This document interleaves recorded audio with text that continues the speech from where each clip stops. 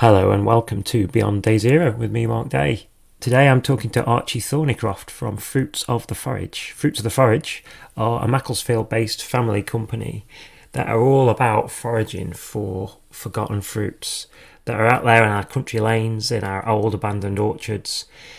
These guys help to keep those systems going.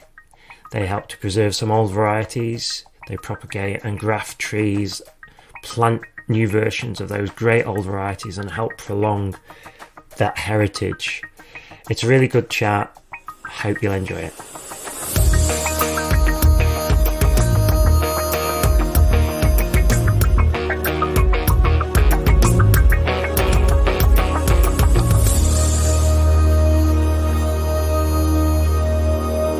So do you want to do a bit of scene setting? That's how we tend to start. Yeah, Talk a bit about what you do and who the yeah, company is that you work for and how it yeah. started, that sort of thing. So, Fruits of the Forage started 7 years ago now, by my older brother Fred, and there's two older brothers, Freddie and Bert. They're sort of the directors, and it was basically out of to use the fruit that was going to waste around Cheshire. They had like an interest in foraging, and they'd also done a bit of jam growing their own produce, like growing chilies and making chili jam and selling it at like a little jewelry market to make a bit of money when they were younger. And yeah, they say that 2014 was a very good year for damsons, and that they were walking along a hedgerow and they saw these trees laden with fruit, and they thought, well, let's pick. Fred thought, why don't we pick some of that and make some jam? That's sort of the romantic origins of Fruits of the Forage. But really, it's actually something that our mum was doing with us when we were kids. Like, there's a lot of these foraging spots, like we go to North Wales to pick sloes, and that's something we did with our mum to make sloe gin when we were all kids. And it's just now we're adults doing it as a full-time job, which is quite nice. COVID happened, and I was actually away in Japan, working in the kitchen, and had to come home, and we started doing a veg box about 2 weeks after I came back. The response was unbelievable. It was like 175 boxes in the first week. So we didn't have any logistics organized for that whatsoever, but just knew that he could go to the market and there would be veg there. So he went in his van, and yeah, we used to have to do it over 2 days. Like, we didn't have the night before, we were up till midnight, like trying to plan delivery routes. We didn't have any route planning software, just trying to do it off postcode numbers and get anyone driving possible. And yeah, it just took us 2 days. It used to take us 2 days to deliver the boxes, and no one had a clue when they were coming. And yeah, took on like the logistics of the veg boxes, and then a bit of the customer service as well, and then more recently sales. But being a small company, we all do, as you all know, running your own business, everyone does every role. So I just sort of dip in and out of warehouse, kitchen, customer service, whatever needs doing. So, yeah. Where did that knowledge come from about origin? You mentioned your mum. Is it something that goes back further than your mum, or was it just Well, the cooking, my mum's dad's a good cook, but the actual interest in foraging was something more that my two older brothers really got into, and it was actually at university through brewing beer. Again, that's my granddad. Actually, he was in the brewing trade, so he sort of, for all of our like 16th birthdays or whatever, he would get us a home brew kit.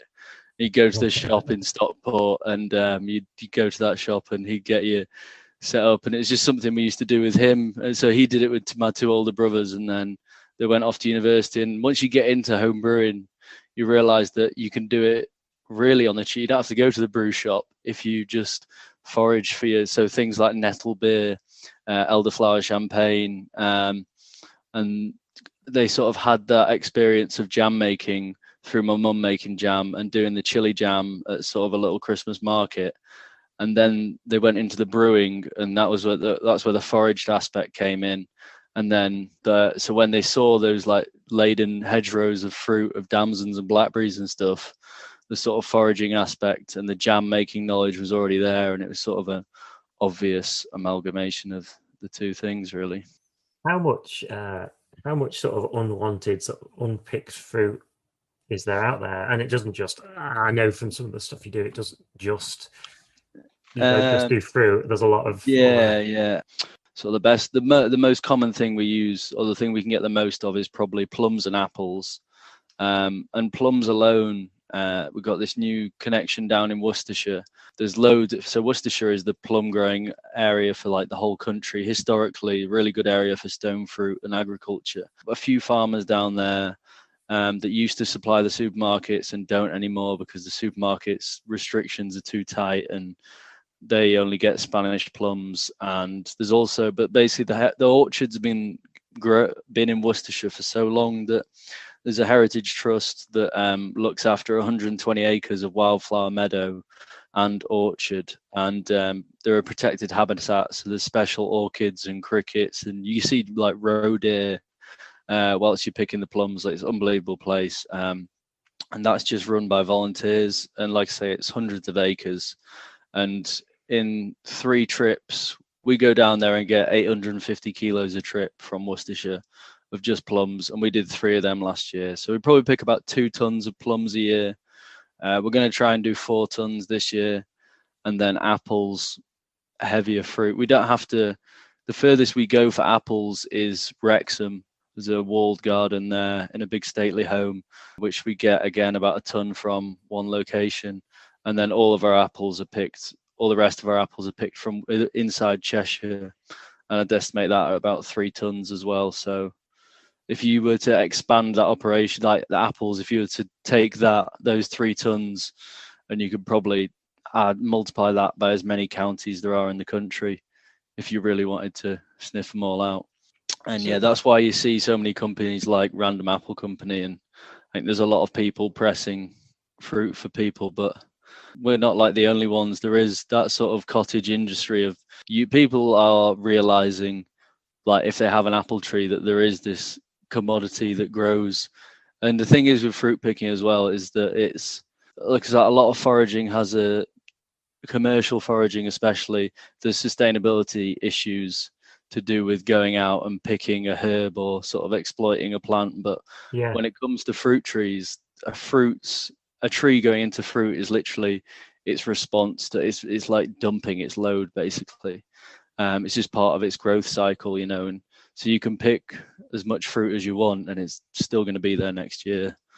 So that's the main thing, is that there's not a sustainability sort of question mark as there is with a lot of other foraging. Yeah. So where's the line with foraging for herbs and other plants then? Is it, is there a general rule, or do you have to have real specialist knowledge? Because I guess, I suppose what I've heard a little bit is, I suppose with the growth in foraging, I guess my concern, and I don't have any knowledge about this, so Yeah. I don't actually know, is my concern is that people who don't have real knowledge there's a risk anyway of them going out and taking too much. And Yeah, no, there definitely is, and there's definitely things. It tends to be more with the sort of restaurant grade foraging of herbs. Like, the only herbs that we use are ground elder and wild garlic, and then we pick hogweed seeds as well. And ground elder, most gardeners hate it because it spreads like wildfire, and it's like the Romans actually brought it over with them from Europe. So it's native because it's been here for so long, but it spreads and it will just take over. And the way you can cut it and it grows straight back as well. It has like a few cycles in the summer. So there's not really much of a problem with that one. And then the other one is wild garlic, which, yeah, I mean, it just carpets so many. I think if you're in somewhere a lot drier like East Anglia, wild garlic will be really rare. It might only be like one little riverbed because it's so much drier. Basically, wild garlic grows in wet areas, and we live in the northwest, and so like our wild garlic season, we start down in like Congleton or like on the Cheshire Plains in Wimslow, and then we actually finish up on the A6 on the way to Bakewell around the corner from you. yeah. And that season could go from, if you like, February all the way through to June. And it's a plant that you cut. Like, the weird thing in America, they actually sell it with the bulb on, so they rip the whole plant out. But just by cutting it at the base like we do, you will naturally get a second, because the season's so long, you'll get a second growth. So yeah, and due to our climate, I don't think with those two herbs, the way that they grow, that we won't have any issues with them. Yeah, But we have both of those in our garden, yeah, and yeah, ground elder. Oh my God, yeah, yeah. So yeah, and when you tell people that you're making something with it, they're always like quite shocked. So yeah, we're lucky. We just haven't made any products that have a sort of contentious. yeah. So yeah, we I that's don't know that. whether it was on your social media or whether it was something that the Herb Society put out, Yeah, but something about ground. I'd never tried eating it before, and I'd seen yeah, something somewhere, whether it was you guys, yeah, as a salad kind of. yeah, yeah. And Uh, actually, yeah, yeah, it's similar to like parsley. yeah, Yeah, yeah. No, you can make like a pesto with it as well, like you can with it. Well, the thing we use it in is our piri piri, like in the marinade. So yeah, it's kind of that's why we say it's good with fish because it is probably the closest thing to like a wild parsley there is. That is the cool thing about foraging is like I think the best line on the foraging courses and like the favorite one to tell people is to get them to point out a dandelion because everyone knows how to identify a dandelion and that is edible from the root to the leaf to the flower, like the whole thing. And everyone already knows what it is, but they don't. After foraging, it's like it's not the knowledge of the identification. Like you know what grelnel looks like for years in your garden, yeah, but it's yeah, the knowledge of the. That's why like the recipes are as important as the actual identification itself. And I think that's where the recipe group that we started with the veg boxes was quite fun as well because that got up to like 400 people, and the whole veg box thing has died down a bit now. But I think in the pandemic, it was really nice to see when everyone was cooking a lot more, and everyone and this veg box was like the highlight of a lot of people's weeks and the different herbs that we were giving people, and there was a lot more sort of collective sort of sharing of ideas, but everyone's sort of returned back to normal and not spending as much time cooking, and they just want to make yeah. the easy things. But It's a bit of a um, shame, that isn't it? Really, that yeah, because it's we're all really, guilty of it. It's weird. You never thought that we'd be like coming out of the pandemic now, looking back and saying that there was aspects of community that were stronger during the pandemic. yeah. I think there's hope in that when the chips were down, when Yeah, when there was a crisis going on, that actually the community strength grew, and yeah, that suggests that that's in us all, and there's yeah. hope in that, isn't there? Yeah, I mean, if it's what, and if you were to tell people that pre-pandemic that there was a strength in this community that you didn't know, I mean, I probably everyone would have been cynical, I think, and said that English people are all miserable and no one wants to speak to each other anymore.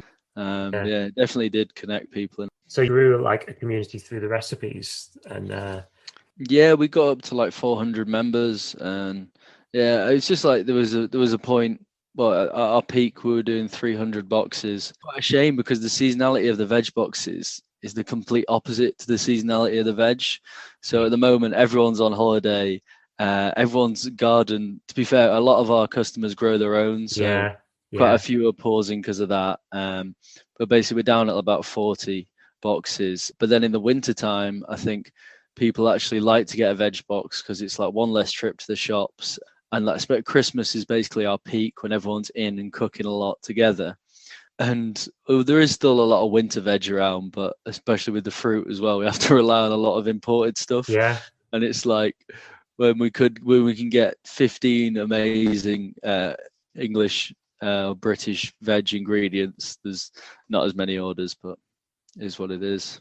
yeah, yeah. And at that time of year in the winter, no one's really growing stuff in their gardens unless they're really No, keen. They've it's been doing really it a hard while and to. they've really Yeah.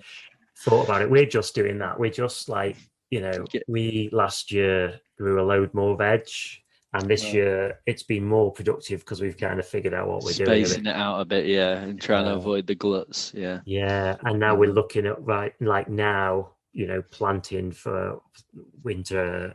right, yeah, What's yeah, we getting your root veg in and things. exactly, yeah. Yeah. So Yeah.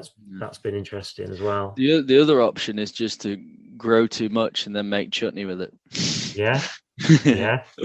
Because that is the whole basis of our business. Is the whole fruit picking is really, it's jam making. It's just a response to nature's glut, isn't it? It's Yeah.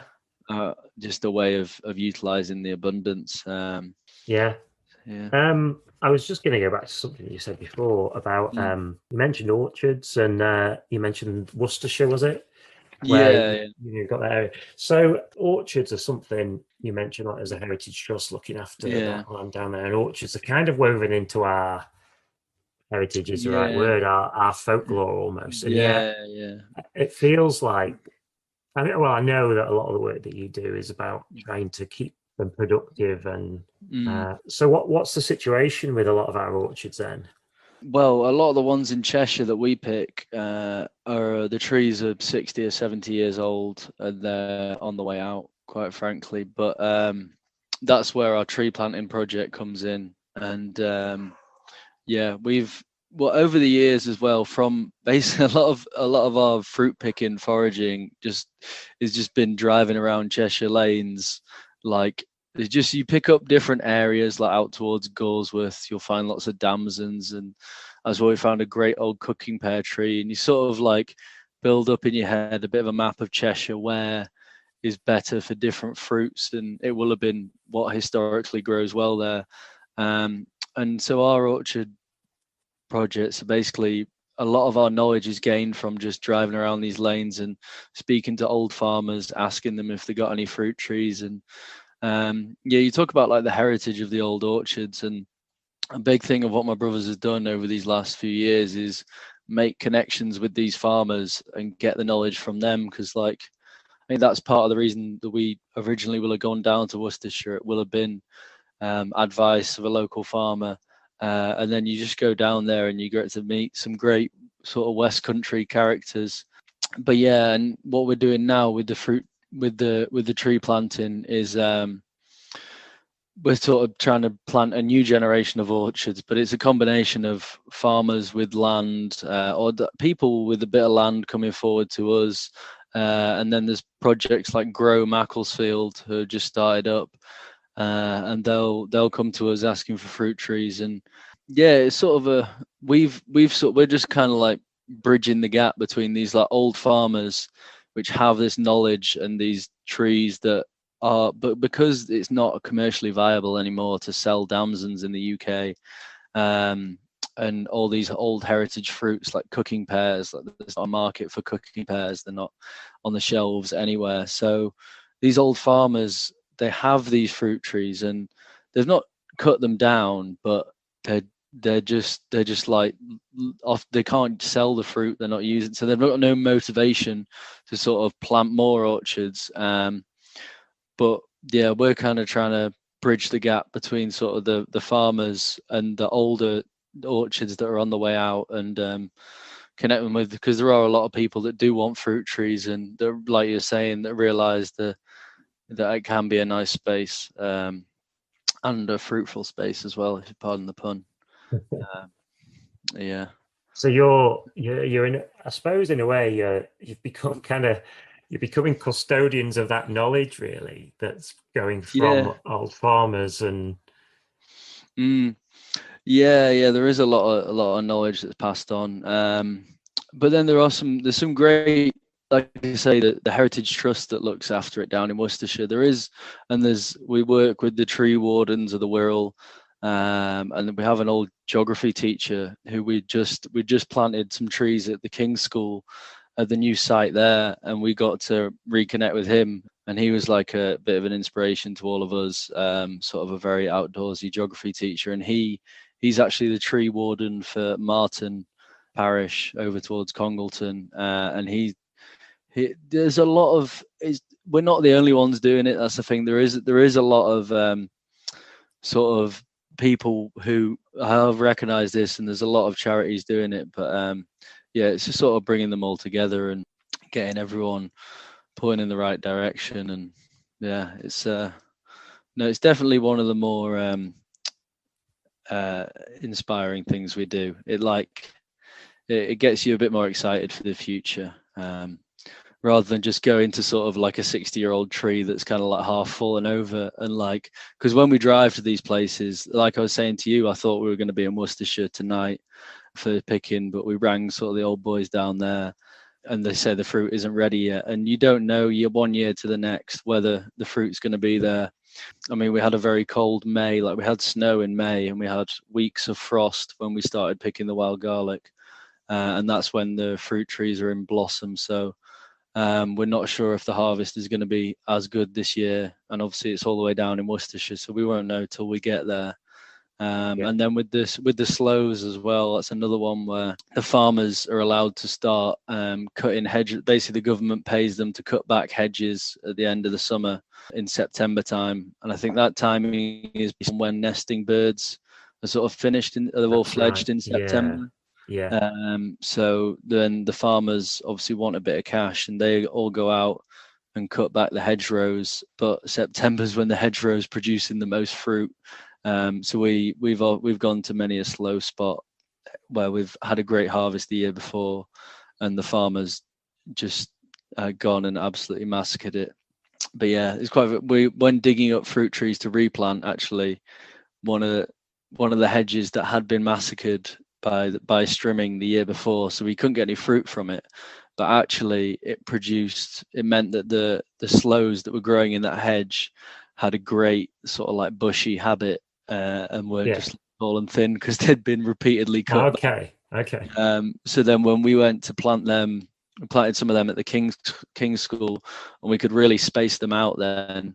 And I think they will develop actually, hopefully in 15 years time, and be a better shape, and they'll actually have some good hard early pruning, which means in the future they'll be a bit easier to pick. There's one orchard we go to in Quarry Bank, which is actually now turned into a housing development, and that's got some of the oldest trees we pick. And I remember one, you get them literally, they'll fall over and half their roots will be out the ground, and the tree will literally be on the ground, but there'll still be damsons there, and they'll be at knee height for you to pick. You won't have to get the ladders out. Like literally have it. And trees often fall over because they fruit too much, and just because they've not been pruned and cared for. But yeah, their resilience is quite impressive. Yeah. Are there really, I guess when you've got really old species, less commonly used species, are there really rare ones that you come across? Yeah, there's some of that. So we changed our pear chutney. We changed it to heritage pear chutney because we used to call it perfect pear. Because we only use like varieties we only use cooking pears in that, and I think there's only 5 species of cooking pear in the UK, I think. And this tree we found up in Goresworth, which is like has this crazy trunk that's been split in half, and it's wove around each other. And the first year we went to pick that tree, we actually just spotted the apples in her garden. My friend was gardening there, and we got a tip off to go pick her Yeah. apples. And she was like, I've got pears as well, but I don't think you want them. Like they're rock hard, they never ripen. And we're like, oh no, we've got a recipe that uses cooking pears. And that first year we got 270 kilos of pears from that one tree, a quarter of a ton. Like how anyone could ever use that much fruit. But yeah, that doesn't actually look like any of the other 5 cooking pears that are in the UK. So that could be a slight variation on one of the species. And yeah, the other one the other pear we use is called the Black Worcester, which has quite a cool history of there's records of it being transported to the Battle of Waterloo by British archers as sort of one of their rations was just one, because it keeps so well over winter time. It's literally it just never ripens, never goes off. So yeah, the British soldiers in the springtime were able to still stew down a cooking pear with a bit of rabbit and make themselves a nice stew when they got to the battle. Well, it's interesting that I did an episode with I don't know whether you'll have heard of them. In the UK, there's a company called Hod Me Dods. Oh yeah, you're aware of what they do. And I was talking to Nick from Hod Me Dods about like the narrowing of food diversity in our Yeah, diet, and the narrowing of species that there are available, and yeah, how uh, that's not only a problem for, I guess, for when we have a variety of species, then we are more resilient to, I guess, mm. events, Yeah, pests, yeah. climate There's events, more we can rely on. Yeah. yeah, but also with regards to our own diet, and Mm. the greater the variety of foods that we eat, the better it is for Yeah. our health and our gut, Mm. microbiome and whatever. And Yeah, I yeah. guess I guess that's is it. It seems to me like the same thing has happened with the stuff that Nick is Yeah. really into, beans and pulses and the stuff that they grow, but fruit as well. That's the way that Yeah, things are going. so that's the reason that none of these English plum farmers can get any of their fruit to market anymore, is because we've just become used to like a big, nice red Spanish plum, and these plum varieties that were developed like in the Victorian times, like the purple Pershaw and they've got there's like they've all got silly names and like droopers and various different things, and there'll be hybrid plums that are good for both eating and jam making. Um, but the only sort of English variety that actually still you do see at the market is the Victoria plum, which we actually think has the worst flavour because it's just the juiciest and the sweetest and the most bland. So yeah, no, but these, like I say, it's just consumer culture, isn't it? People just get used to a big red apple, and they're not interested in all the weird and wonderful varieties of apple. But yeah, I think my brother, Bert, he's the one who could really talk for hours about fruit varieties. But what he's doing is grafting. So I was talking about that pear tree in Goresworth. Yeah, Um, so he's managed to. I think we've got three of them have survived. There was originally five, but so what we're doing as well is when we find a species like you're saying that we think is a bit rare, or just a really good fruiting tree, like there's this apple tree at the back of a pub in Northwich, which produces these giant cooking apples that are pink in the middle. And so we'll go and get a graft of that tree, and then so grafting is the process where you get a bit of wood from one tree and splice it onto a root. They call it like a root stock. So you'll just get a sapling and splice a bit of green wood onto that, and then because you've taken actually a bit of that tree, you'll get a genetic copy of that tree, and that's the only way you can actually for apples and pears. That's the only way you can basically copy that tree. Whereas with the plums, it's a bit easier. That's why so the plums and damsons and sloes, they send out suckers from the root, which is basically like a sapling comes out, and all you have to do is dig down and just cut it from the main tree, and then you can take a copy of that damson or sloe and replant it. Whereas with the apples and pears, because they're pollinated by the bees and then grown from, so if you take a seed of an apple, even if it's a Granny Smith apple, you won't then be planting a Granny Smith. They're referred to pippins, and they're just like a genetic cross of whatever the pollinator happened to be on. So you'll get like a completely different apple from what you've actually okay. taken the seed out of. So yeah, you have to. So yeah, but like I said, my brother is Bert. He's the real expert on. He's the one that buys all the veg from the market as well, and he's very into his allotment. He's the one that's really taken the knowledge from these farmers and taken these species. And yeah, we've just recently converted the veg patch in my parents' garden is now just a sort of nursery for all these grafts. So Okay. we've got about 20 or 30 that are doing well at the moment. And then so you sort of you want to keep them for about, we keep them for about 2 years until they'll get to about chest high and be a bit more well established, and then we'll go and take the grafts and plant them out at some of the projects that we've got. So yeah, that's another thing that's exciting, is not only the tree planting, is being able to actually take species and ensure that it does continue. Yeah. Yeah, it is. Yeah, that's great to ensure that those species can live on, isn't it? Yeah, Go on then. What species would you recommend people plant if you've got a garden that could take a fruit tree or two? that What could would take a you? fruit tree. Yeah, Oh, I don't know. Well, I would probably say I'd go for a plum tree personally, because the plums are a very short window. It's I think that's the best English fruit that we grow, because your apple tree will just get, you leave it 20 years time and it'll be absolutely massive. yeah, But then that's where good pruning can come in. What's the Yeah, the purple Pershore I think is our favourite plum, which is a plum from down in Worcestershire. Yeah, it's just the best all rounder. It's kind of a plum that's close to a damson, like very dark red and purple, and it's got that sort of sharpness of a damson, but just a bit juicier. So yeah, I go for a purple Pershore plum if you can get your hands on one, I'm gonna and an find out. apple, and an apple if you got a Yeah, really hungry family. yeah, The food yeah. well.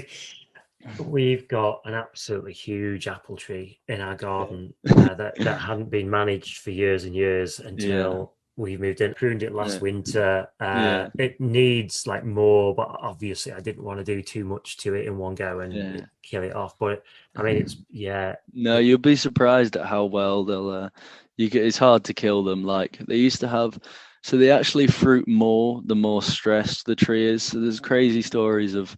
So I think down in Somerset they used to take chains to the trees and like whip them over the winter to sort of like damage the literally like whip the trees with chains, and it would sort of break all those little branches and just like wake the tree up out of its sort of slumber and like force it to grow with more vigor. So yeah, I wouldn't be too shy with your pruning. Like that's the thing with down in Worcestershire, is because they are like maintained orchards. Like when we pick hedgerows around here, it's all like getting on the roof of the van, getting the fruit picking ladders out, and like getting up really high, and then we go down there, and the ladders don't leave the van because everything's just pruned to yeah. perfect picking height, and it's like a dream when you used to like being on the edge of a country lane in Cheshire, like climbing on the top of a car and leaning out of trees. Yeah. But Um, if you wanted something that grew well in Cheshire, like the purple Pershore might not do as well around here. We're actually very good at growing pears around here. They're sort of the trees that we pick that do the best, and they yeah, grow like they don't take up as much room because they just tend to grow really tall. Um, and yeah, they're my favorite to pick as well because you usually end up having to do a bit of climbing, which is a yeah. bit more You, entertaining. you like being up the trees, yeah, Yeah, I like the climbing. yeah. Yeah, Yeah. We do have a plum tree in the garden that Holly planted, maybe only last year, so it's not productive. yeah. And I actually don't know what variety it is. You know, that's really remiss because I really ought to have gone and found that out before I spoke to you. I would have had some info and you would have gone, no, that's a rubbish. No, no. It is funny when, yeah, there is a lot of that with these old farmers. Like, and even when we went to the King's School and planted some of the first trees that my brother had grafted. And our old geography teacher, Mr. Percival, who's a tree warden, but he was like, "What varieties you got then?" And he was really proud of his grafts, and he thought they were rubbish varieties. But I think every tree is different. You know what I mean? So.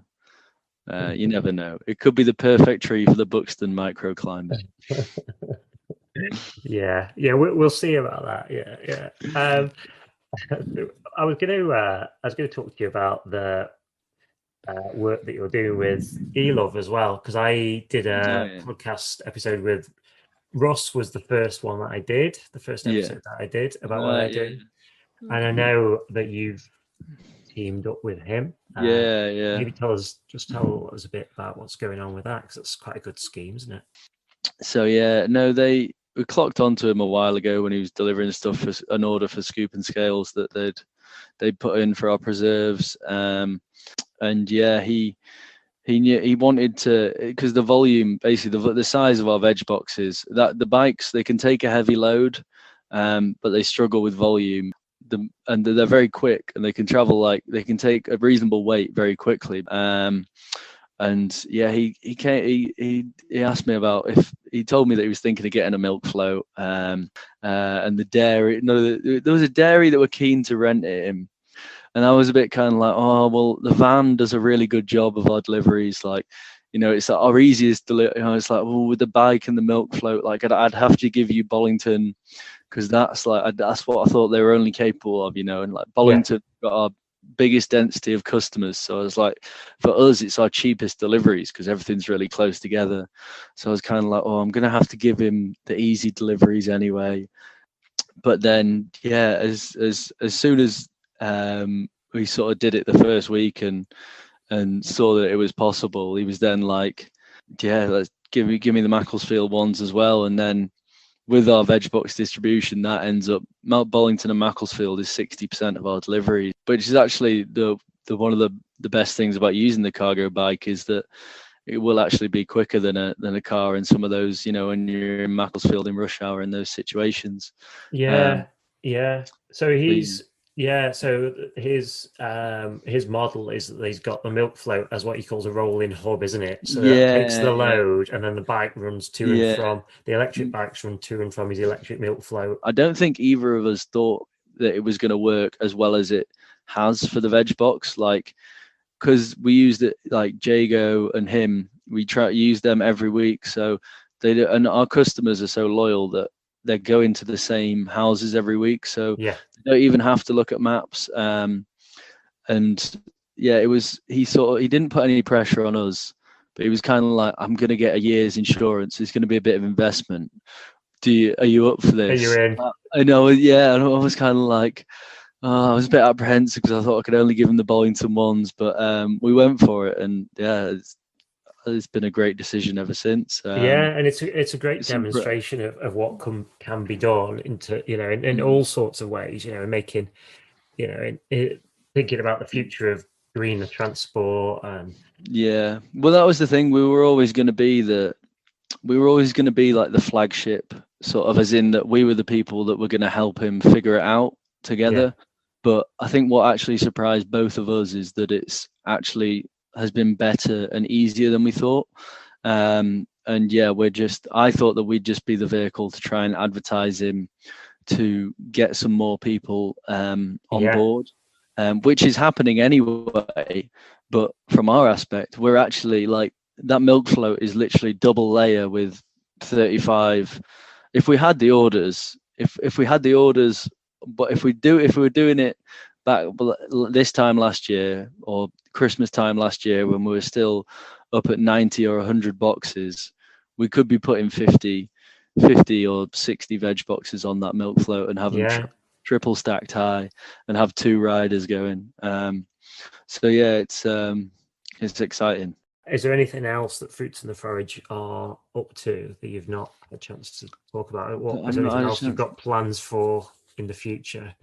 No, I think the exciting things with Fruits of the Forage are that we're currently spread between two smaller locations in Macclesfield, and we're moving to a new site where we're all going to be in one. The warehouse and the kitchen are going to be built into one place, which is going to reduce our emissions because we have to drive between and increase our efficiency. But I think what I kind of did want to speak to you about actually is we will then sort of have the benefit as we grow.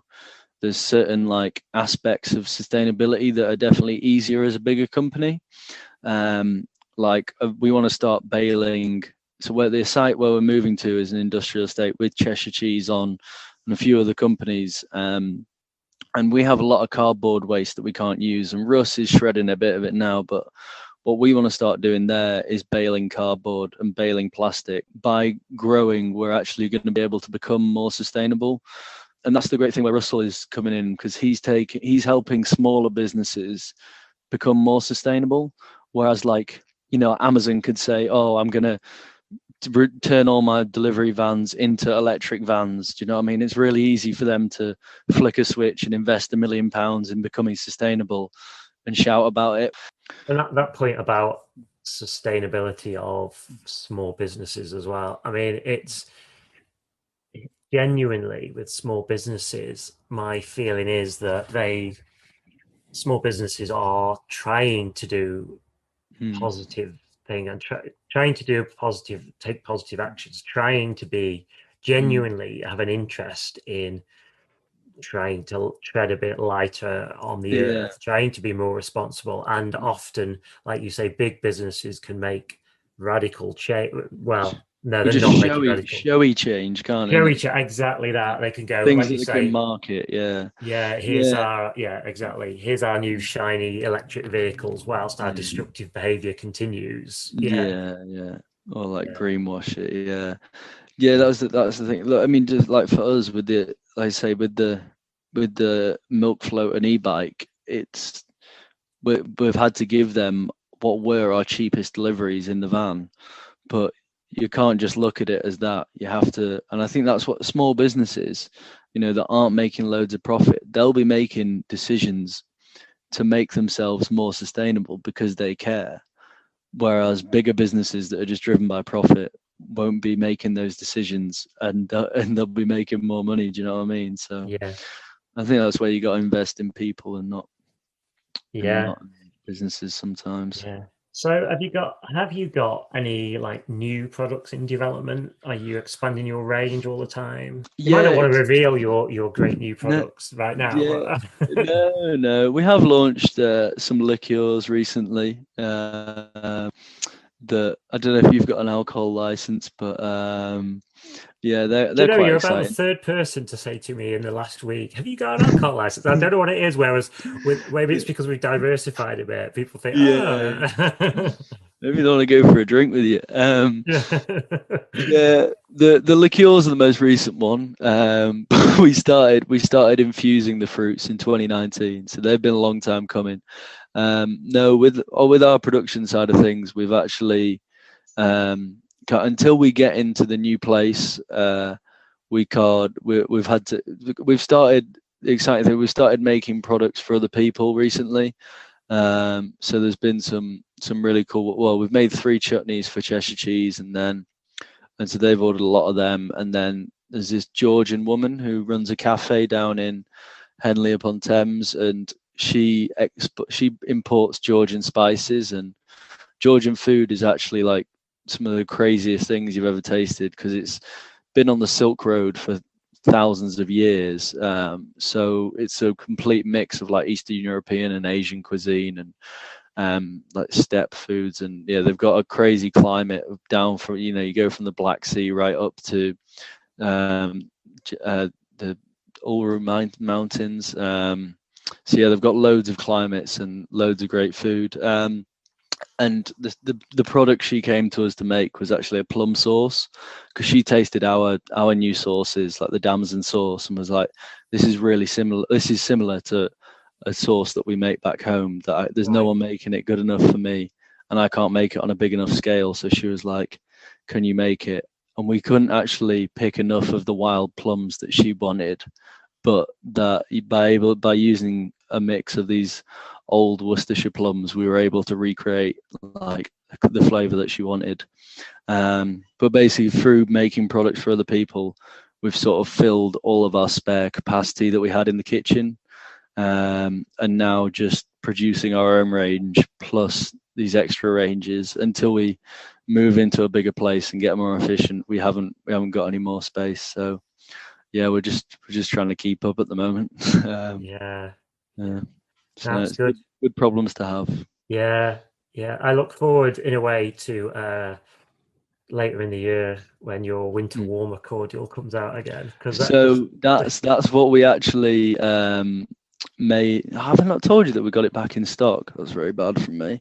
Um, no, no, we made a batch of that. No, so so before the plums start, we wanted to clean out the freezer, and the jam pan was broken, so we couldn't. We're waiting for a new control panel for that. So we were like, what can we make that okay, uses lots of fruit? And that winter warmer cordial uses so many plums and apple juice. So we were just able to we've cleared a lot of fruit out of the freezer. And it was literally all being juiced today uh, in the barrels, in the being cooked up today, and yeah, it'll be in the bottles later this week. So that was sometimes in retail, you take you get something new in, and you've no idea how it's going to go. I just could not believe how you were selling more of that than anyone else. There was no one else selling as much winter warmer as you. It was mad. It did. It went a bit crazy, yeah. And I'll let you know when I've got an alcohol license. Thanks, Archie. That's been really good. It's been really interesting. Yeah. Cheers. Yeah, catch up with you soon. Thanks, mate. Hey, hope you enjoyed that episode. If you want to follow what Fruits of the Forage are up to, then check out the episode notes. Links to their Instagram and their website are shown there. Right, this is a little bit briefer than normal, but we'll leave it there for today. I'm recording this just before we go on a holiday. By the time you hear this, we'll be well back, but a little bit rushed tonight, so that's all you're getting. See you soon. Bye.